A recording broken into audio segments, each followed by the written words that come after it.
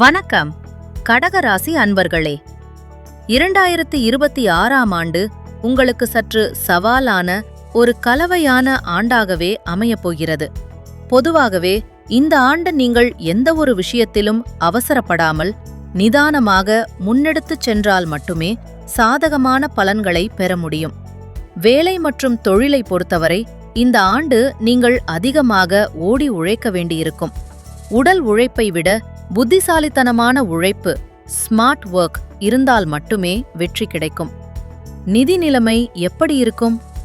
வருமானத்திற்கு பஞ்சம் இருக்காது. ஆனால் கையில் காசு தங்குவதுதான் சிரமம். சேமிக்க போராட வேண்டியிருக்கும்.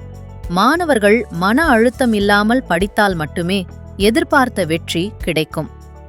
காதல் மற்றும் திருமண வாழ்க்கையில் நீங்கள் மிகவும் கவனமாக இருக்க வேண்டும்.